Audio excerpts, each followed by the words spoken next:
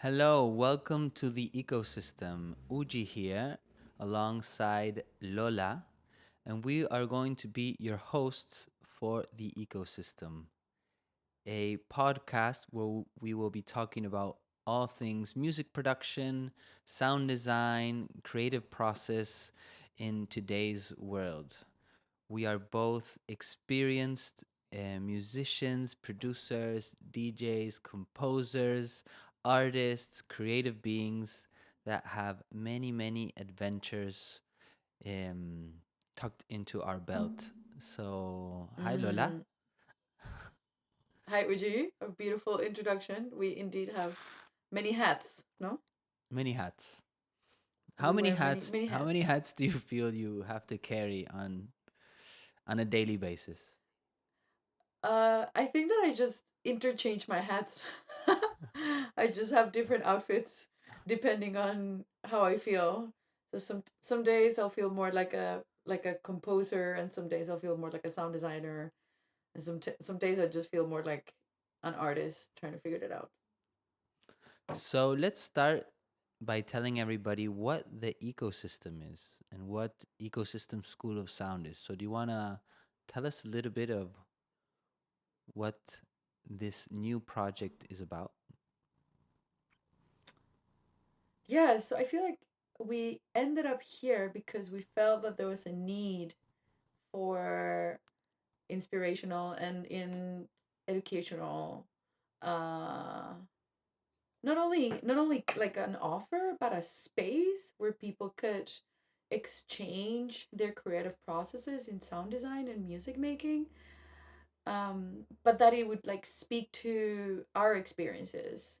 So when I was starting as a sound designer and as a producer, I felt that what I was finding out in the internet did not reflect the music that I wanted to make. It did not reflect my gender or my identity, my background. It was just really hard to find things that were aligned with where I wanted to go as an artist.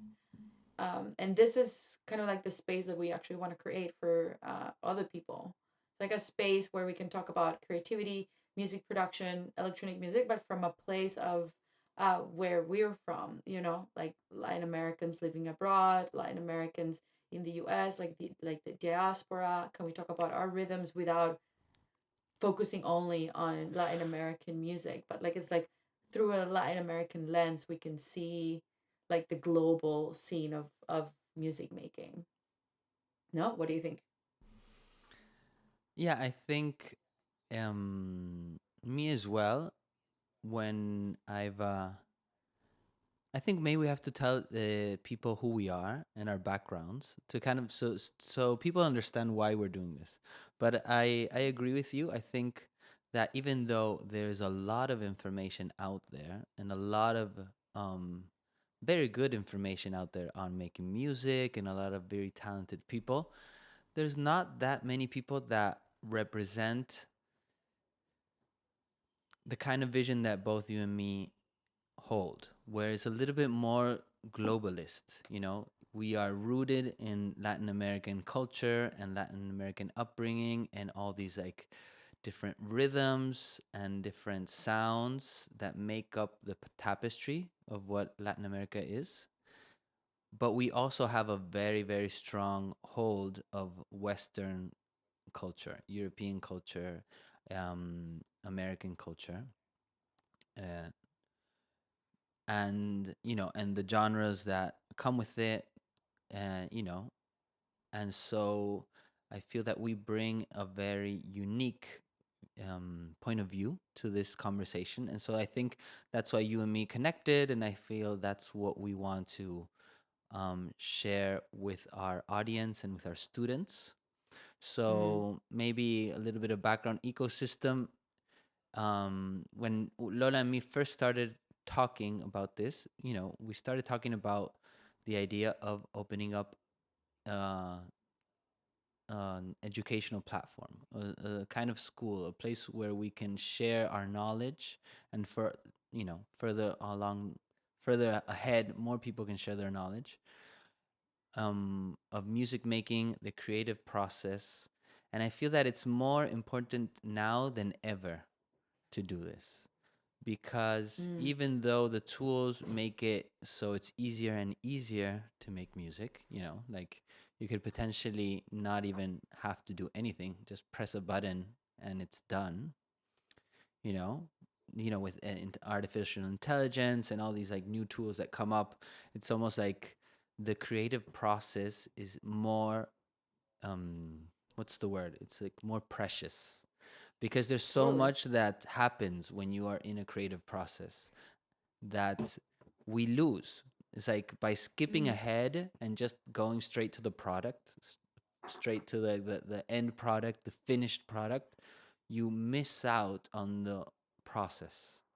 Mm. And the creative process is, as has been for me, kind of like the guiding force in my life. Like every creative endeavor that I've wanted to do, and the labyrinth that it is, and the challenges that come up with it, and kind of like the acertijo, the riddle that each composition is, each production is, and getting over that and getting through that and finding ways of either solving musical issues or being able to lay out an idea, a sound that you have in your head but doesn't exist.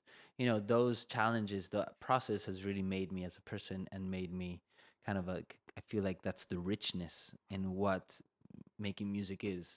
So I feel like now Mm. more than ever, it is kind of important to stress the fact that the creative process is what this is all about, really. you 100%. know and so Mm. that, combined with the fact that Lola and me have a very unique perspective, that's how ecosystem is born, and that's why these conversations are born, that in my view. So maybe let's Beautiful. talk a little bit about our background. So Lola, you want to give us like a where you were born, your musical like influences, like give us, kind of like a um yeah, kind of, and tell everybody who Lola Villa is. Mm. At Um, least musically, I it's love not gonna fit in. love this conversation. Yeah, yeah, I know. We have a limited amount of time. Um, so let's see. Background in music. So I come from a very musical household. I was very lucky to grow up with a mom that would like play Spanish guitar, and she was part of like the school band, and she married. Was she Spanish? Um, No, no, my Colombian. mom is Colombian, Okay. but And you were born in where? In Bogota? I was born in Bogota, Colombia. And Bogota has a very very like European Spanish influence. We're like up in the mountains.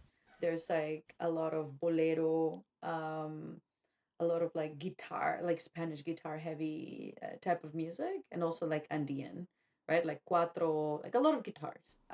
So my mom was she's very much into that, like focused, like she loves like playing the guitars for Christmas.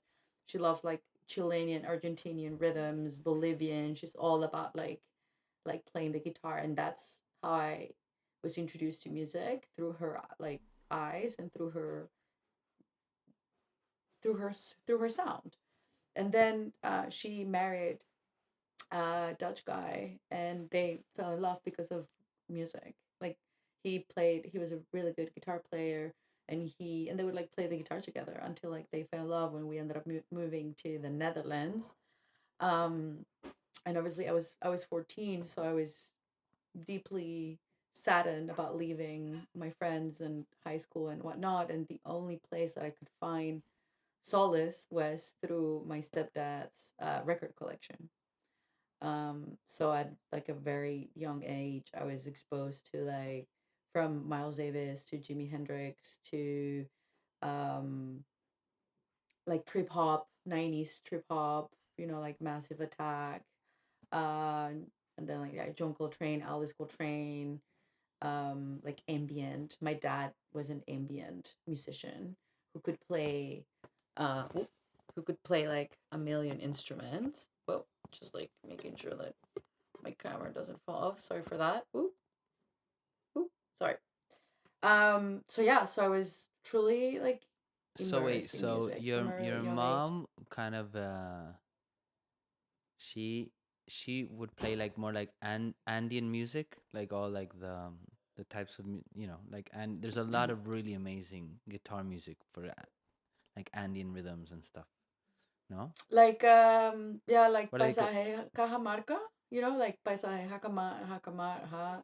Wait, hold on. Yeah, what genres Paisaje de. would she be playing? It's like it's like I don't know this rhythm which is like tun tun tun tun tun tun tun tun tun tun tun tun tun tun. It's just very it's just it's not Spanish, but it's like it's Yeah, not yeah, yeah. cumbia either. No, no, It's no. this like It's really Andean. Tan taran tan tan pasillo. tan It's called tan taran pasillo. tan No. tan. See, it's like pasillo total. Okay. O sea, there's like this tan taran tan tan tan tan. That's the kind of rhythm that she would play. Um, and for her, it's like the easiest thing in the world. Like it's just it comes out naturally. Yeah. But I remember trying to play that in Europe with other No, musicians, and that's when impossible. other people were like, they were like, Yeah. "What are you doing? This is too much." Like, Yeah. mm. And So then yeah, so and then that's your her dad background. would play more like classical or what or what? My dad would play either like Spanish, like Paco de Lucia, Aldi Meola, Okay. like that Like type of vibe, flamenco. flamenco, totally flamenco, or like Jimi Hendrix, right? Okay. Like Beatles, Jimi Hendrix, Fleetwood Mac, jazz, maybe a little bit of bossa nova. Yeah. He was a true hippie. Like I smoked my first joint with him. Oh, really? Like the guy Nice. was, yeah, yeah, yeah. Like he was, and he's all his friends were super hippies, and they would all bring guitars to the party, and my dad's place was the party place. So it was like hours of guitar playing, hours of guitar playing. I was like, whoa, what is this? It was intimidating also because Yeah. my Do you play mom the guitar was the actually? only. It's good. Yes, so Yeah. my first instrument was the Spanish guitar, Yeah. and now I have a Spanish guitar and a jazz guitar. But yeah, my first instrument was the guitar for sure. Okay. So then Um, what happened after? So you went to then I mean, Netherlands, played at high school, listening to a bunch of records, and yeah, then what? then started listening to a bunch of records when I was really young. Kept playing the guitar, and then I kind of left it at that. I was just obsessed with music. So music listening was definitely like a big thing for me, from CDs, cassettes, vinyls, everything.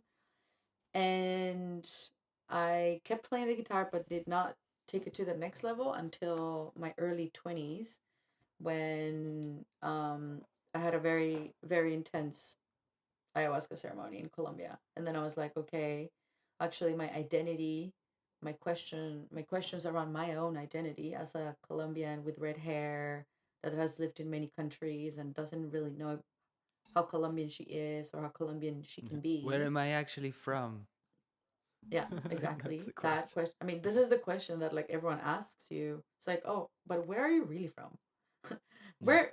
No, like, is this British Columbia? It's like, no, like, people just like start asking you all these questions, and then you start asking yourself the same questions. Just like, you start questioning your own identity until Well, also because you through like, moved around, I can relate to that. So I'll get into my story later, but because you move around, and so you're kind of like your social belonging, your social meanings. You get a lot of meaning from your from social surroundings, and if that changes, it's like where am I actually from? If from there, from here, you're not no as soy de Colombian aquí as ni a soy de Colombian, and allá, you're not as Dutch as any Dutch person. Like somewhere in the middle.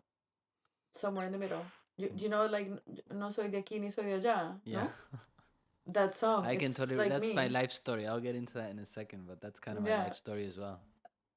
But anyway, so I sat in ceremony, and the Icaros were so meaningful to me, and then I just felt that I had to, like, music was going to be my way to, like, the answer to my identity questions. Mm. And that's how it was also the beginning of like electronic cumbia in Peru, kind of like Well, cumbia it's not the beginning. The psicodélica, resurgence. The resurgence. the resurgence. I The mean, yeah, yeah, no, yeah. exactly. There was this Yeah, moment where with the like, chicha albums. that came out, Totally. and it became like a resurgence, but it's kind of music from the 70s that kind of came back Yeah, yeah. into. I mean, yeah, exactly. There was a comeback from the 70s Yeah. in like like 2010, I actually 2011. know the I was guy. I, actually I actually know the guy who put those compilations together and put them out. Olivier. the He's a French psychedelic guy. psychedelic Yeah, he's a French guy that lives in New York City. Has this club called Barbès, and he put those compilations together and released them. And because of that, it became a whole new wave of people that got to know that music. It's crazy. Yeah, it's like what Quantic did in Colombia. Yeah, You know, like Quantic was part. he showed us how cool we are. You know, by re-releasing those records. Yeah, You know, like even like Caribbean music that was completely lost. yeah. Anyway, like a lot of people in my generation, we started to listen to these albums and going to these parties, and that's when I was like, okay, this mixes the ancestral beautiful rhythms of our region, but through like a new it's like a new jacket. Well, And because so that so was really basically, after you finished school, you went back to live to Colombia no, I would just go on a for like every year, vacations. Yeah, every year. and yeah, just to see my friends and And then do you my kept thing. on But living then in Holland, in the Netherlands. That is that. yeah, Yeah, I kept on I kept on living in the Netherlands. Then I lived in Argentina for 2 years, and there, like the whole cumbia that's when the like the cumbia new scene cumbia was like, yeah, movement yeah, yeah. exploding, and I was like, "That's our rhythm. What are you doing?" But it was exploding. It was crazy, and then I moved back to the No, it's Netherlands, not and then your. I Well, started moving around. it originates in Colombia. But it's I feel that the cumbia is the rhythm that has united all of Latin America. Like there's from 100%. Mexico south, there's cumbia, different versions of Totally. cumbia, and here in Argentina is a very big part of the culture still. Yeah, and like Bolivia, Peru, Mexico, huge. But it started. Yeah, It's a kind like it was a slave type of dance, and what's the uh marriage? You know, the story they tell in Colombia. It's the marriage between the Spanish tradition because the words are in Spanish, the sonnets are in Spanish with the African drumming with the mhm. indigenous flutes. So the Mhm. story as what I the way I know it is that it was born because of the those three diaspora, the Mm. European with the African with the indigenous, and the marriage is cumbia. And I have this whole we'll get into it later, but I have this whole theory about how all of the music in Latin America is a mix of those three things in different kind of like proportions. So there's some of 100%. it that has like a lot more European and less African and less indigenous, or more indigenous and less, But you can Mhm. basically analyze all of the music in Latin America with kind of like those three peoples, those three forces, kind of like mixing, and basically, all of the culture is kind of a result of that, of the European clashing with the 100%. African slaves that came here, Mm. clashing with the people that were already here, the indigenous people from here, and those big civilizations that were already here, and the result is what we have today. But Yeah. I guess cumbia kind of is a symbol of that. I love it. I mean, yeah, 100%. I truly see it as like the musical empanada of Latin America. You know, Yeah. the big equalizer, the big connector. I love that. Like I especially like in a region that has so much like social division, you know? Hmm. You have like very rich people and very poor people. I feel like rhythms like cumbia are like the great equalizer, which I love. That's Yeah. something that just like even in Argentina, I was just seeing all kinds of people dancing to cumbia, and that's just the most beautiful thing that has ever happened in Latin America. I feel, you know. Hmm. Anyway, so to wrap that up, then I started moving around Europe, but then I started DJing.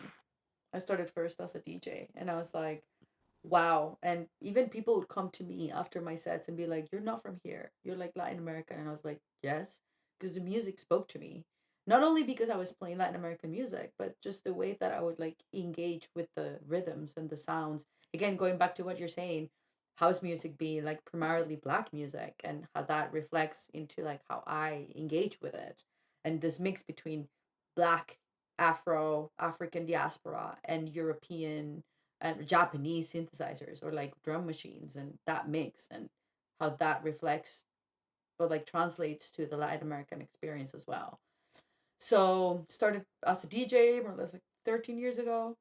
And then very early on, I was like, okay, I actually, if I want to express myself and the Lola Villa sound, I have to learn production and sound design, and I have to learn Ableton. And I thought it was a very horrendous software made by German men with absolutely no taste in color palettes or design, or it's just not pretty. And this is also why I feel like I wanted to create a platform for education, just because I wanted to learn from someone who was not technical at all, but who was more of like a painter, someone so creative that could explain to me something like a reverb without getting into the math or into the physicality of what a reverb is, but could paint a picture so that I could imagine it as someone who's not technical at all, you know? Hmm. And And that so all of was, your electronic music and production has been self-taught, or did you actually do any school for it, or any? I mean, self-taught in the sense that like everything that I've learned has been on the internet. I've never I never went to school to like learn anything. Everything has been online. Um, and me following courses. Like it's me doing what we're doing, but in like it was just scattered all over. I also when I saw the piano roll and when I saw Ableton for the first time and I was taking a course on like how Ableton works, I was just like, I need to learn music theory. I cannot just because I could play the guitar, but that was that. I knew what a C minor was and what a C major was and how to play it on the guitar, but I didn't know how music worked. So it's like my approach was like, I'm gonna be better at music production by actually learning music theory first. So I took a step back and then learned music theory and piano and how to play the piano, how to play chords, and then went back to Ableton. And then I was like, okay, I think I can do this. And that was 8 years ago. Yeah. Wow, a lot. Yeah. Well, we And have. I I mean, feel now, like I don't it's know. good. It's a way because it's like we know each other and we've known each other for a while and we're friends. But you're telling me this story and I'm still kind of discovering new things about you. Yeah, I which didn't is know you were. great. Your dad was Dutch, for Well, this example. is my stepdad. My Your dad is stepdad. Colombian. Okay, your dad is My dad, Colombian. my dad, my dad is Colombian. My mom is Colombian. I was born in Colombia. I'm Okay. very Colombian. Uh, Understanding the history of Colombia, Yeah, yeah. very European, very Afro, very indigenous. But my mom fell in love with this Dutch guitar Okay. player, Wow. and our life changed. We moved to the Netherlands in like 7 days. Wow. Crazy. Crazy. They fell in love because of music. That's so amazing. So And amazing. now, so he passed away about 5 years ago, Yeah. but he was a pretty famous ambient musician. Oh. Like I go to like Mutec in Mexico City and go to like super underground parties where they sell ambient records and like his records are there. And then What's I'm his like, oh my name? god, that's my What's his name? so his band is called Chi or Chai. Chi. CHI? CHI. Yeah, it's Chi. like super psychedelic Oh, I album want to covers listen and to that. oh yeah, I'll send you some. We can talk about ambient music and his work, Nice. especially because it's just it's all about like field recordings and sound design. Yeah. But like I'm like, oh my god, this is my dad, and they're like, we love his music, and I'm just like, wow, that's crazy. Nice. So in the end, we did not understand each other, me as like his like stepdaughter and him as my stepdad, but music brought us together. Music really connected us as humans. And he inspired me a lot, you know. Nice. Well, we have so many All right. points. I think we have so many points in common, and then also some things that are very different. Just from listening to your story and my story. So Mm. I'm in Argentina, big mate fan, but mate with extras. mm. What do you mean extras? No, because I mate, but there's like orange peels in here, and what do you call it? Cedron. What do you Mm. call cedron? You call it lemon Uh, verbena, clothes? lemon I have verbena, Ravenna. Uh huh. uh, and different things that you can add to the actual mate plant. So I was born in Argentina, and then my family was not musical at all, not artistic at all. Both like much more like my mom's an economist, my dad is like what do you call it? Business guy, and we moved because of my dad. We moved from country to country during my entire childhood. Like when I was 1 year old, we moved to Chile. Then when I was 4 years old, we moved to Miami. And then when I was 8 years old, we moved to Quito, Ecuador. And then when I was 10 years old, we moved to Mexico City.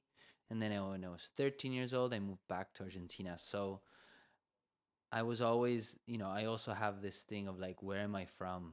Like I always tell the same story, but when I was living in Mexico when I was a kid and I would come back for maybe Christmas or something, and all my cousins here in Argentina would be like, laugh because I had like a Mexican accent.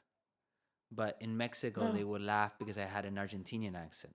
So it's just like, where yeah. am I from? Like, I'm from no, I'm like, so that kind of like defined a Mm. little bit of like who I am, I guess, until to this day, kind of like somebody who thinks differently than the crowd, somebody that's a little bit of an outsider, but that has a different point of view, like, um, but living in 5, 6 different countries in Mm. makes you like have a very wide view of like what life could be, because there's different, Totally.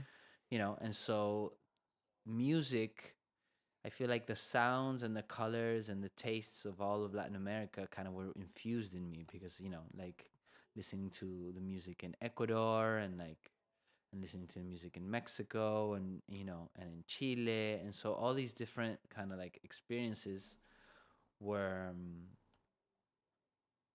were kind of embedded in me, and at the same time, since my parents were very kind of like, more straight edged, the music I would listen to at home was more like either like Argentine rock and pop or just whatever pop that and rock was happening at the time, kind of like more like Mm. top 40, 80s and Yeah. 90s music. But almost like in the background there's always this other kind of music happening, kind of like in the Mm. streets and in kind of the you know well, this happens in Colombia too, but like in Ecuador you get onto a bus and it's only Ecuadorian music, like tropi Yeah. pop or tropicalia, like kind of See. music, so and salsa and merengue and like so all that was kind of in me. Then when I was in 1920, I went to study music at Berklee College of Music. And that's kind of when I had my first awakening because that's, as you said, that's when I was like, okay, playing things, one of, I don't know how many, like thousands of drummers. That school is intimidating because you're like one in like thousands of drummers or thousands of guitarists. And it's just like, who am I? Like, what is my identity? Like, what makes me unique is a question that you have. And I remember rhythms that were so easy and natural to me, other people that which were actually much more proficient on the instrument and much like more virtuosic couldn't play them, and I was like, oh wait, okay, this is, so like I started kind of defining myself by like how I was different to other people, and I realized, oh wait, all this sound, all this music that I unconsciously just kind of like drank up is in me now, you know. And so I Totally, started kind of like totally. really being like, oh wait, and for the first time ever, I started really appreciating my Latin American roots, you know, because I feel Mm, like, I don't know how it was in Colombia, but American and European culture, at least in Argentina, has been very, like, for many many decades looked up to, you know, like, yeah. you know, from French culture or, you know, different eras. And so, you know, you're here and you're listening to, you know, Nirvana and Pearl Jam and Madonna and Michael Jackson and all these like pop stars that are not from here, you know, and there's a certain thing that you look up to that. But then when I went to the United States, I was like, oh wait, look, this is, I kind of like reappreciated, like, it's, you Mm, just told the similar stories. Like suddenly it's like, oh wait, okay, this is who I am, like, right. and there's something very Mhm. special in that, you know. Yeah, I mean, at the same time, like Argentina has such an incredible like rock scene. Like we all grew up listening to Like like Charlie Garcia very and oh yo Fito Fito Páez Páez and you know like and all these like rockers and like but like at the same time like it's like inherently European but like their lyricism is absolutely amazing. So yeah, I mean I can totally relate, even though Colombia is very different because if you put salsa, doesn't matter where, everyone will dance yeah, and yeah. there's absolutely no That's not shame around Argentina's it. not like, yeah, Argentina's not like that. Yeah, no. But yeah, I do get the point of like when you live abroad, especially when you live in Western, you know, the US or Europe and you're an immigrant from like either Latin America or somewhere else, uh your identity will it, society will tell you that your identity will actually work against you, so you're more drawn to be more white, like European, and to like European music more than your own. So it's consciously or subconsciously you're trying to like brush it away Well, to yeah, belong, exactly. you know. Well, yeah, I don't know if brushing it away, but not recognizing it. At least Yeah, that was my experience. You know, just kind of not recognizing it because what is valued is something else. You know, it's just like totally. Yeah. you look up to some certain artist, and that artist is a certain way, and so it's like you forget. And so, but I feel like what you Mm. mentioned, with that wave of cumbia that came in the early 2000s, 2010s or whatever, I feel a big part of that was like really looking to our own culture and be like, oh wait, wait, wait, we have this that is amazing. And things have changed since. I feel like there's a lot more appreciation for your own culture, you know, like, is if you're Totally. a Colombian Mm. band nowadays, like, you know, you could be doing just rock music, but there's a lot more Colombian bands that are doing things that, okay, at least have like a cumbia root or a bujerengue root, or, you know, that combines things and that. And the same thing with Argentina with the chacarera and the samba, and the same thing in Peru, and the same thing in Brazil. It's just like, well, Brazil is a different beast because they've always been very much about their own culture, um but I feel like in the past uh, decade or two, there's been a like a reivindicación, you know, a like a Like a reappreciation, resurgence. a resurgence Mm. of really bringing value of like your own culture. I just realized we've Totally. already been recording for 30 minutes, 30 minutes. so we should maybe wrap this up. But let me just continue with the story a little bit. So going to the United States, I also had kind of awakening of like, oh wait, this is my culture. Mm. Started making electronic music. I didn't actually know I was going to study electronic music. When I first went Mm. to Berkeley, my idea was to become, you know, study production, so engineering and production, because I wanted to be kind of like the fifth Beatle. You know, that was kind of what I would envision Oh for wow. myself, being kind of more like a producer, taking the role of a producer, working with bands, because I had rock bands, a lot of rock bands before going there, and I always would take the role of being like, okay, let's look at the arrangement, let's look at this, let's try to make the recording better, you know, like, even, you know, just that was kind of like the way I would always think of music.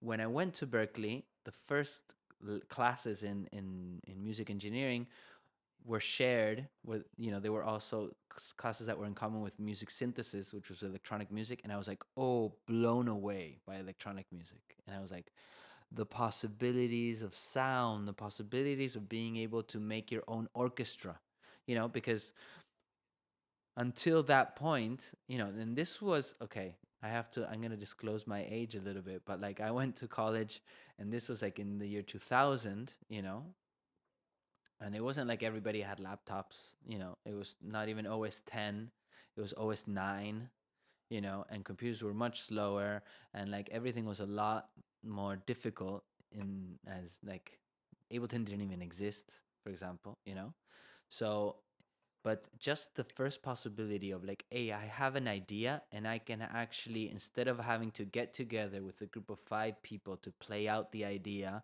of like, okay, what the bass line does, what the guitar does, what the piano does, whatever, I can actually do it all in a music workstation. That was like the first thing. And then from that opened up the possibilities. Like I was like so enthralled by electronic music and electronic Mm. tools, so Mm. it's not necessarily that everything is electronic music sounding, but just the tools of the computer. And I Yeah. really delved my head onto that, and I was like, whoa, Yeah. what is this? And I Yeah. ended up even doing programming. Like at that point, it was I ended up learning how to program Super Collider and program C Sound, and I ended up doing these electro music compositions that I ended up getting these awards, like for the national, what was it called, the Society of Electroacoustic Music of the United States. I ended up getting these awards, and then so from then on, I got like some invitations to to do some master's programs. So I ended up doing a Mm. master's as well in electronic music at Mills College, which was a very experimental school that has a long history of experimental music. So, for example, Pauline Oliveros was my teacher there. Fred Frith was my teacher there. In that school, Wow. like Steve Reich came out of that school. Damn. Um, Wow. so, and we can keep going. Like I saw Meredith Monk Dropping some play names in there. here. I Wow. saw Meredith Monk play there. So like I went totally into the experimental range. Mm. And meanwhile, I also had an ayahuasca awakening around that Oh, time. stop. Okay. So I went to this ceremony, and then from then on, I was like, no, I need to like turn this into sound. I need to turn this into music. At the moment, there wasn't really anything in electronic music that was similar to what was happening in those ceremonies, what and the Mm. sound that was happening in the ceremonies. And there's nothing in electronic music that was like I remember the last year of my bachelor's, and I was obsessed with finding a way of making electronic music sound like from the earth and not from outer space. Mm. It was just like Yeah. Yeah. up until that point, most of electronic music was a symbol of like of the future, outer space. It Yeah. it, it, it Yeah. Yeah. evokes that, Very like naturally. progressive. Naturally, it evokes that because Right. the sounds are otherworldly and And there's a reason for that, right? Like we'll get into this later, but there's a reason. I feel like electronic music was a counter movement against like country music, or like hyper, like farmers music. I feel like black people and like Kraftwerk, they're like, no, we want to be from space, we want a different language, we wanted something very different. But then for us, it was like, how can we use the tools that like Kraftwerk and like Carrie Chandler and all these people use to make this like epic techno and house sounds and like computer sounds, but like bring them back to the earth. That yeah. was exactly my experience. Yeah. I wanted to bring it to the earth and bring it down to like South American roots, like for example. And this is still a quest of mine. There's not that much electronic music that is in 6/8, which Mm. is a very typical rhythm for Latin America. It's all a 4/4. It's not, there's no Yeah. 6/8, 12/8, and so forth. There's not that much, so Mm. And with that, and I was making music, thinking about that. That was like kind of my obsession all the time. And from that, my band Lula Cruza was born with that in mind. And so Lula Cruza was a duo, and that ended up being like 12 years of my life. So I ended up like creating many albums, and this was the same time that this resurgence in cumbia was happening, and ZZK, and different artists that were like starting to happen. And it was also the moment that like MySpace happened and Facebook started happening. And so suddenly there was this sense of like, okay, this other channels, because before, people today, like we forget, but before all of this, it was much more vertical. It's like there was these labels, and like getting music published was very difficult, like only Mm. a select few. And so it was a very selected sound that we were actually exposed to. And then even exposing yourself to that sound, you have to like, well, initially buy the CD, then like know what you're looking for to rip the CDs and Napsters and stuff. Nowadays it's just like there's a anything you can think of, you Yeah. can find in like five It's seconds. the wild, wild west. So it's a Yeah. different world. So, but I came up, I my musical like professional being started happening when it wasn't like this. And so everything is like, oh wait, this Mm. CD of this like blah blah blah. It's just like we'd like really like drink it up because it was very hard to find. And so one of the big Yeah. Yeah. differences Yeah. is that I have a very, very long history of studying electronic music. So for example, when Ableton came about, I already finished my studies, and I was like, "Oh my god, this program is amazing because I could do all these things that I was learning how to type code for and trying to make happen." And Yeah. but I'm not such a good Yeah. programmer, so I wasn't it wasn't I wasn't so successful at. And then suddenly having a program that I could loop live, that I could record things, that it was in real time, that the things, all these things that live was bringing with a scene view, I was like, this is amazing. And so I kind of like just delved into live, and it was like super easy for me, you know but Mm. because I was coming from learning programming, learning how to well, Pro Tools, Digital Performer, Logic, but Logic before Apple bought it. So when it was still owned by eMagic, and it was a much clunkier, everything was clunky. So I was, Mm. coming from something that was like you had to like type in MIDI notes. It was a much more difficult landscape. Like for example, for some processes, you had to like, okay, I want to do this thing. I had to like render and then leave and wait till it rendered out, and then come back to see what it sounded like, and then be like, oh no, this doesn't Mm. sound good. Tweak some parameters, render, go do stuff, come back. It was very, and then suddenly, for me, Ableton brought this more like, okay, it's happening real time. you know Yeah. I can do Wow. things real time. I can do the beats in real time. I can do Yeah. this in real time. And it's just Yeah. gotten, of course it's created by these like, Germans, and but at least for my mind, that was No, very no. I that's mean, I think trained it's and very fantastic. logical. It was very natural, you know Yeah, yeah. I mean, real quick to wrap up, the partner that I have my duo with, he said that he also remembers the moment that Ableton One came out. And he's like, it changed everything because he could like record everything at once, loop everything at once. So hey, don't get me wrong, like yeah, yeah. once you, I mean, we'll talk about this in another conversation, but like once you realize that Ableton is an instrument and it can be an inspiring and beautiful instrument, and that you can shape it in a way that works for you, then You froze, Lola, with a very funny face. So I'm gonna give you a second. Oh, wait, you're back. You froze for a second.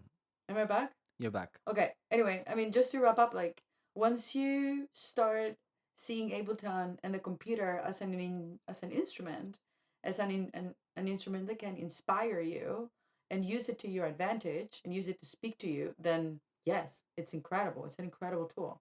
So I agree with you.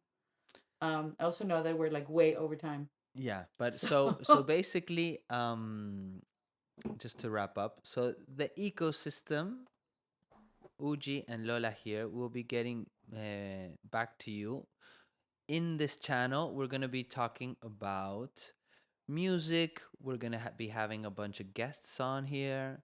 We are going to be listening to tracks, dissecting Mm. tracks, Mm. more so from kind of a philosophical, like theoretical standpoint, talking about music today, talking about being a musician, talking about Latin American, struggles, talking about world struggles, talking about, just the landscape.